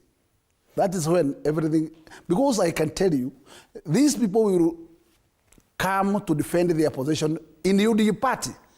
But you will face with the People's Party. Yes. People's Party? Yes. Is that an indication of the name we expect? I am telling you, yes. People's Party. Whatever party Gachagua we call it. that will be the People's Party. Okay. Yes, and they will face anybody with any other party. Yes. So there are those who feel, between now and the 27, it's no battle. There are those who feel that probably it would be better if the region worked closely with the president now to try and get some of the projects that are stalled to be completed before 2027. Either way, it would be a plus if at all some development comes that direction. Could that be enough if at all President William Ruto decides to do that? Could it be enough to sway some votes towards his side? He managed to campaign and successfully so. Edumuri, I will just tell you, because me, I'm a man who is very open-hearted. And I will state very clearly, Mount Kenya people does not have to beg. They don't have to beg a project.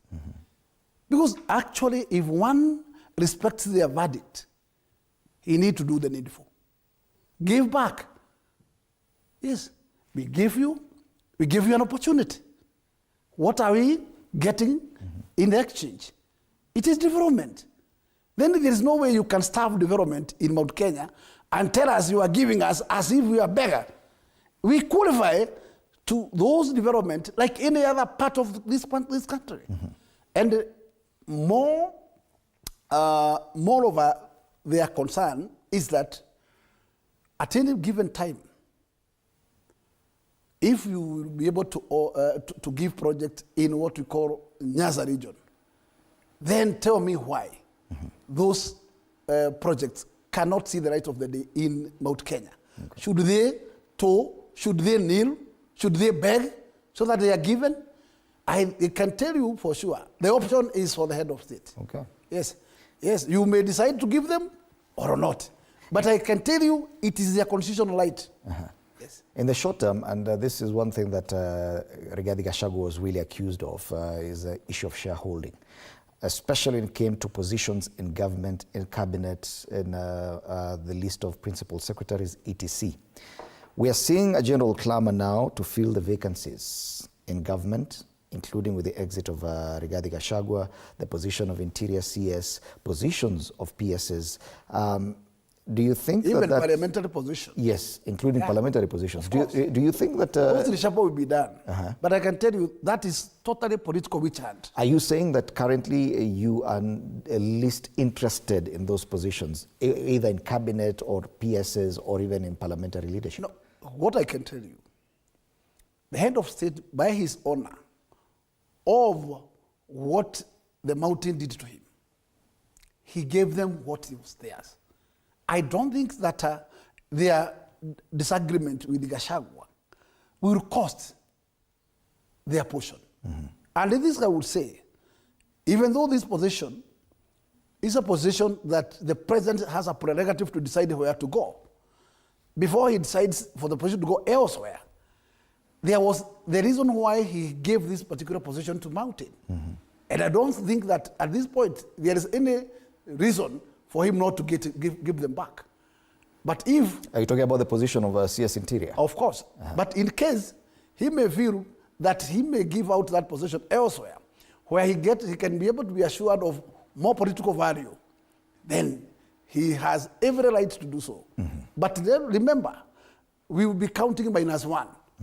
Yes, because originally he gave Mount Kenya 7 positions of cabinet. And when he did the reshuffle, or disbursement, he also retained the 7. At this point, once the Interior is not counted, it means -1. And we will be asking, why -1?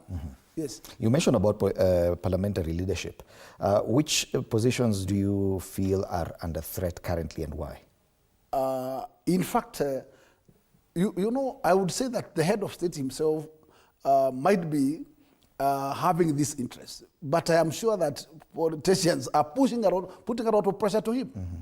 And that pressure may also bring back the same design that Uhuru did in his tenure.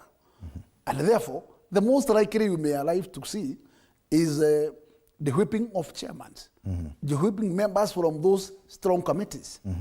Because it happened. And I can say that was a precedent. And it can still occur.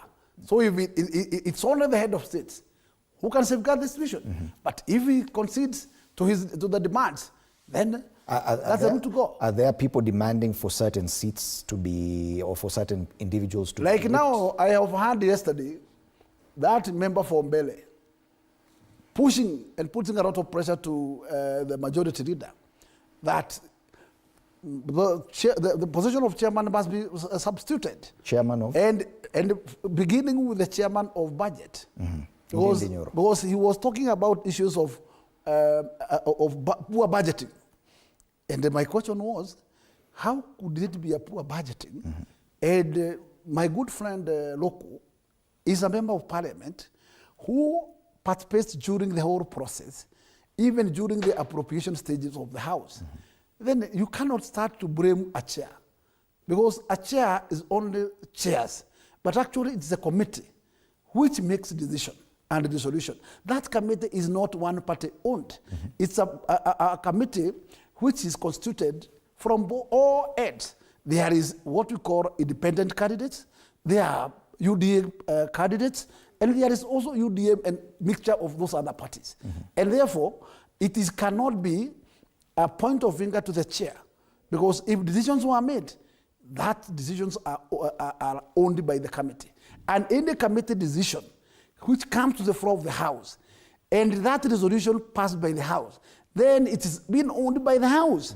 Then you cannot, there outside, be blaming the chair at all. Because listening to Geoffrey Ruku, he said that in that interview, he said that a lot more people from the mountain will be seen getting into government, meaning that probably there's already canvassing and lobbying for more positions, probably to pacify the region. Do you think that will happen? And even if these individuals we're talking about, whose positions are probably at risk, including the chairman of the committee, if those positions are still given back to people from the same region, would it be enough to pacify the region? What I can tell you, no matter what goodies can come to that area. There's no going back. This I can, Idumuli, let me be telling you the truth at some point. Yes, everything will be done to try to overturn and overcome the situation, but it is sealed. So Ndindi Nyoro, is he the person you say his position is at threat? Of course, but Ndindi Nyoro will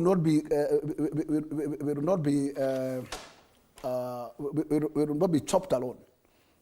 Along with him, those others who have been portrayed as Gachagua allies, they also face the same music.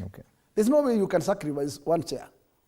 Yes. So if Ndindi is going to be chopped, then except even Gakuya and the others. Yeah. All right. Now, looking at the other leaders, elected leaders, and this is at the county level, across the Mount Kenya region, the support by governors towards the former deputy president is not as much. We've seen only one governor, and that's Mutahi Kahiga, come out openly in support of the former deputy president. Why is this, if at all the general sentiment is with him and not with the president? What I can tell you is that everybody who is on a political position, like governor, like maybe the senators, women rep, most of them want to align with the state. You know the reason why? They don't want to go on a crossroad. It's only those people who have strong hearts like myself and those other colleagues. Otherwise, the battle line there is not easy. And then I can tell you, you must be expecting a lot of pressure when you are not towing. But I can tell you, constitutionally, this is not what it should be. Members should be left to operate independently because we have freedom of speech.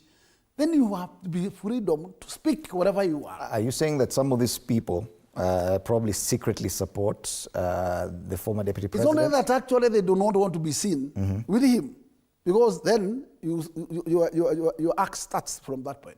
So they should totally at a bay support him in silence. If you could give us a number, how many county governors from that region have expressed, albeit secretly, I'm not asking for names, just a number, how many governors from the Mount Kenya region have expressed their support to the deputy president directly? I can tell you those which I'm very sure of are 5 number of them. 5 governors? Yes. Who support the deputy? Yes. All right. Now, the Daily Nation talks about, and this is on the next page, from page 7 to page 6, they talk about the other huge voting bloc, away from the Mount Kenya voting bloc, and that is the Gen Z voting bloc. And they say politicians eye Gen Z voting bloc ahead of 2027 general election. Now, this is a very fluid, newfound voting bloc that many people do not know how to treat and how to approach. Are we saying that in the Mount Kenya region, the Gen Z from that region are a unique bloc? Is there support cross-cutting across generations, or is this just among the older generation? This one, Idimuri, it is a case study that you need to see how it will involve itself. This is because by the time there was a clamor for Gen Z, we saw it happening nationwide. It may recap again. And if it may recap with that kind of spirit, then I can tell you it will be not Mount Kenya issue. It will be a crossboard. And that is the point where I can say the danger lies. Because if the Gen Z would speak in one language, I can assure you, whichever the candidate will say, this will be our next president. If these men and women of goodwill, we call them youth, will have their identity card and register as voters, except a revolution. Yet that is one block that many people would want to try and draw to their side. There's Kalonzo Musyoka, and I've seen in most of the movements in support of the deputy president, Kalonzo Musyoka has been there as well, Eugene Wamalwa, Jeremiah Kioni, and yourself. And all these people are trying to endear themselves to the Gen Z. Is the former deputy president doing something similar? Let me not go deep to that, because I know he has own political strategies. But nobody will ignore that element of youth factor. It is a constituency by itself, and it's a political constituency. So anybody who will ignore it, it will suffer at his own. Yes. But I can tell you, that's a constituency that no politician should ignore at this particular time. Okay. Because they have shown a lot of maturity. And their anger may force them to go to vote. Last time they did not. And they expressed themselves why. This time, I am finding a different situation. Okay. The dailies have also been talking about possible alliance with the Kalonzo Musyoka, and we've seen his presence in so many places where the former deputy president is. Is this a conversation that is alive, and could Kalonzo Musyoka be one of those beneficiaries of the kingmaker position that Rigathi Gachagua is looking to play? What I would say, Edimuri, is that I cannot ignore such alliance coming. And I would be misleading Kenyans if I state it otherwise. I am also overseeing it coming. That there is a likelihood of an alliance between Gachagua, Kalonzo, and Eugene Wamalwa, and they are other like-minded. Yes. I will also not rule out Baba in that arrangement. I will not rule him out. So there's a possibility I that can tell you for Gachagua, sure, very authoritative at this point. Don't count Baba either side. Yes. So it will be a very tricky choice. Okay. Yes. So and you may mark yourself with the Baba strategy, and it may cost you a lot. So you better do your political arithmetics without putting. Are you suggesting that you do not see President William Ruto sustaining his current alliance with Raila Odinga? Me, I can tell you, Raila is not somebody simple. Between now and 2026, at the end of 2026, he will be the person that we are seeing today. Beyond that, Raila will change to be something new. Even if he wins the AUC chairman's position? No, if he wins, then I would say there will be a soft landing. Yes. Okay. There'll be a soft landing. The other big name, of course, that we've not mentioned is the former president, Uhuru Kenyatta. And at some point, everyone was swearing by his name. Raila Odinga said he's the one who called him and asked him to join hands with William Ruto. Rigathi Gachagua too was using his name and talking about apologies and forgiveness. Yet he has remained curiously silent till now. And is he in any way involved in the current movement politically? There is one thing that I would like to say, that the former president is a good buddy to Kalonzo and to Raila Odinga. And that's why I have just told you, don't rule Raila Odinga out. Mm-hmm. How they negotiated and they become a team, we don't know. Mm-hmm. In the future of the politics of this country, the 2027 result is not known. Mm-hmm. Yes. And I can tell you today, you have two kingmakers. You have Raila and Gachagua. Mm-hmm. Don't ignore either of the two. And there's a possibility they can swing a balance of politics 2027. Uh-huh. Yes. All right. So those are the political headlines. Politicians eyeing Gen Z voting bloc ahead of 2027 general election. They say the former Deputy President Rigathi Gachagua is among those who are wooing the Gen Zs. There's also the rumble in the mountain, Gachagua ouster, Ruto's allies, and 2027 battle. Kindiki too, taking over UDA, changes a lot of this politics going forward, and it will be interesting to see how that plays out. I'd want us to take a look at one more story before we come to the end of this discussion. And this is what features on the front page of the Daily Nation. Plum job for 6 billion shilling oil scam suspect. And this is an issue of employment. Trade Cabinet Secretary Salim Vuria is on the spot for allegedly influencing the appointment of Lucia Nangwe as the managing director of the Kenya National Trading Corporation, despite being adversely mentioned in the 6.5 billion shilling edible oil scandal. Now, without really going into the details of this, it is the nature of how this administration has been running. And the questions that are arisen, especially on issues of appointment, on issues of the scandals that have bedeviled this administration. One of them is the edible oil scandal, KEMSA, and the rest are others. This kind of action would require parliamentary intervention, probably. But the way we've seen Parliament perform so far, it has been very one-sided, not really questioning the actions of cabinet secretaries. Do you see any of this being questioned properly? Because this is against even the advisory by the board chairperson of the KNTC. Edmori, I would like to tell you that I am the one who chairs this committee of trade, where this particular scope of job is under.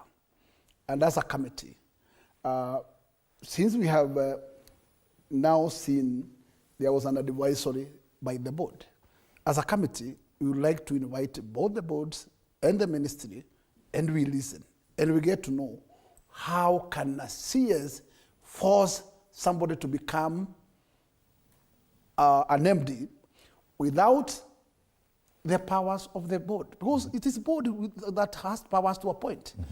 And they recommend with merit, because the candidate was not one. If the contest was between 5 or 10, they will select 3 number on a line of merit with recommendation. So for the CS to say that he will need to pick this one and don't follow the results by the board meriting, then it tells you that somebody has overstepped his mandate. And as a committee, we need to listen to this. Okay. And we shall invite them immediately, because this matter has happened now, and we listen. Issue to do with this scam of oil is a matter we are concluding. This report, we are at the final stage of this report. We are just waiting for what we call the tests, because the first test was there was an agency which dealt with this commodity at the point of origin, which does not comply with the results of KEBS. And what we are doing, we are using Kenas to re-examine both and give us a verdict of the correct position of, in terms of testing of that commodity, so that report can be part of the report. Okay. Yes, and that's where we are. Because we've seen a number of people arraigned over this scandal, but we've not seen the cases proceed in court. And one may wonder, with that report that you're working on, is there a possibility that we'll see people being made to take responsibility and probably pay the price for the scandal? Is that the direction that this probe is taking?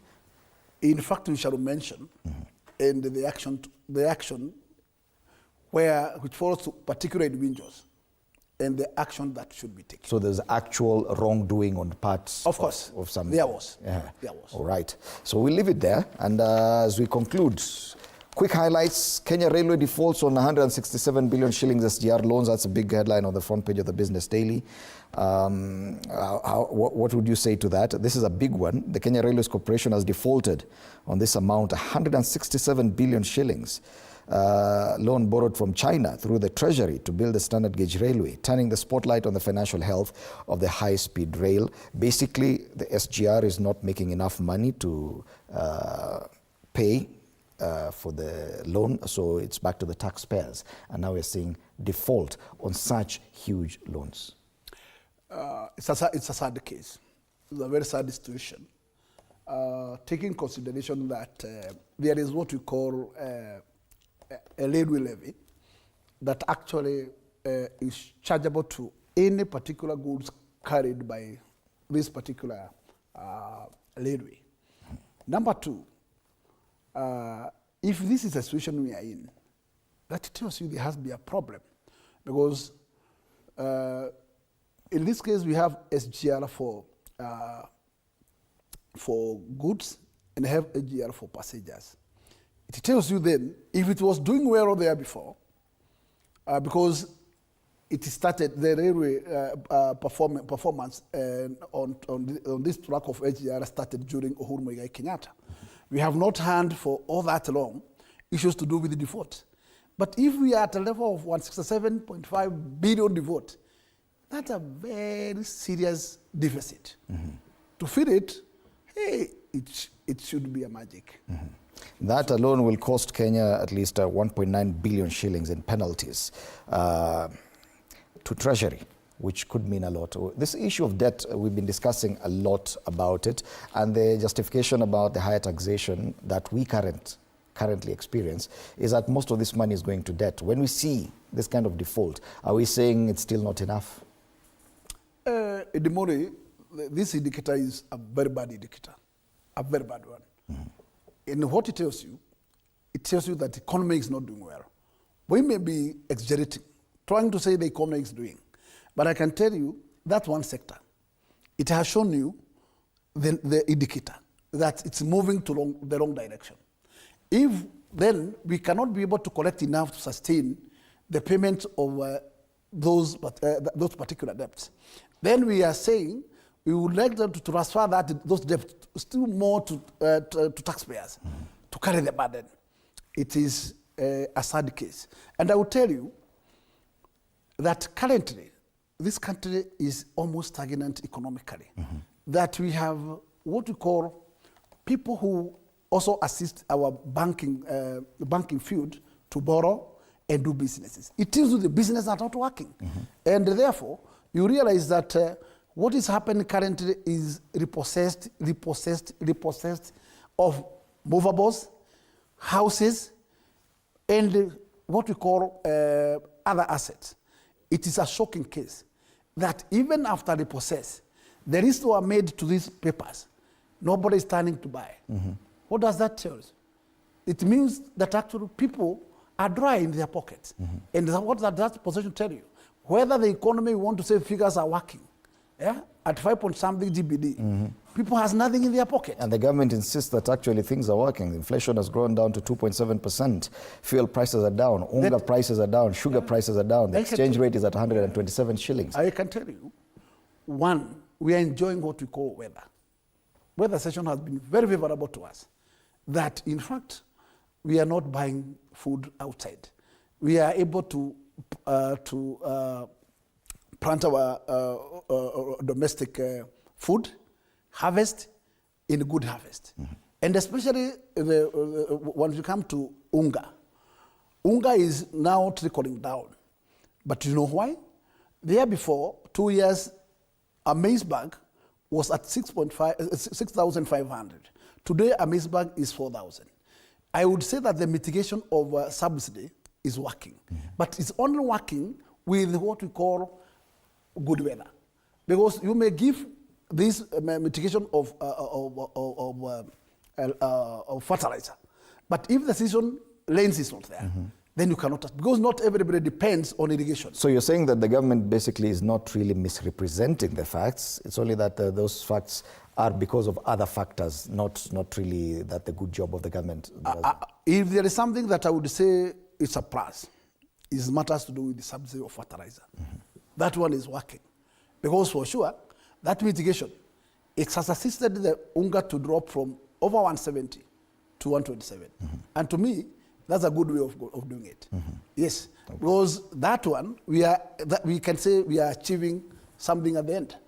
And if everything is moving that direction, we would say that then we are doing it well. All right. Yeah. And finally, as you make your final comments, the cartoon on the Star, and I think my director can help us with this, we do have the issue of Haiti, and now with the coming in of Donald Trump. As it is right now, 600 more police officers are getting ready to travel to Haiti to boost the mission there. The elections in the US have changed a lot. Now there are questions on whether or not we should still be able to continue with this mission. Yesterday we saw the Prime Minister of Haiti being fired by the ruling council. The Democratic Party of the US will no longer be in power come January 20th. Do you think this is still a viable deal? There was some money to come from that end as well. And how could that affect this country if at all this deal is snuffed out? What I would want to mention on this is that our forces in Haiti, as we speak, they are at risk. Because the current US regime will exit from power and hand over by January. Then the mutual agreement between us and the US was not anchored under what we call United Nations. So there is no way we can say that our forces will now revert to United Nations unless those mechanisms are addressed now. So what will likely happen is calling back those forces. You cannot even dare to send more. You cannot even dare to send more to Haiti. At whose mercy will they be? At this point in time, I think what the states should do is to negotiate with the new regime and find a mechanism. If they will buy the idea to sustain the program, they're well and good. If they do not, then find a way to anchor them to United Nations so that the forces are under certain umbrella where they can enjoy their benefits from. Otherwise, to whose pocket would be they enjoying their benefits from? Yes, yet William Ruto, the president, had really insisted on this, and it's only about a month ago he was in Haiti to visit the troops there. Do you think that failure of this mission would be seen as an embarrassment for William Ruto? I can tell you, if Donald Trump is not going to accept the proceed of this program, then it's be a big blow to the head of state. An embarrassment? Of course. Yes, because actually it was done with a big pressure. And my worry is that why was set that mutual agreement without really anchoring this to a particular umbrella, and especially the United Nations. Because at this point, this contract will lapse by the exit of Biden. And if the Biden exits, then Haiti forces are in disarray. Unless Kenya accept to be paying them direct. How do you pay them? How do you pay them? How do you feed them? When they are at a foreign nation, you should have called them back like yesterday. And the only thing that I can advise the government to do, between now and January, if no new mechanism will fulfill their dream, then call the officers back. Don't let them suffer at a way such a weak country. Okay. Parting shots? My parting shot is to Kenyans. I would like to tell Kenyans that as much as there are what we call economic hiccups, this country is our country. And my urge to them is, let us work hard. We build this country. Because we are not building this country for anybody. We are building this country for our own. And there is no way, whether the politics are at a hot wave, let us not forget that our mother country is Kenya. And failure to do hard work, it means that we cannot have where to harvest. Then let us not be a dependent of borrowing every other day. And what I would tell the state is that it should start by the promise that they promise Kenyans that there will be less borrowing. Let us see that particular element of less borrowing.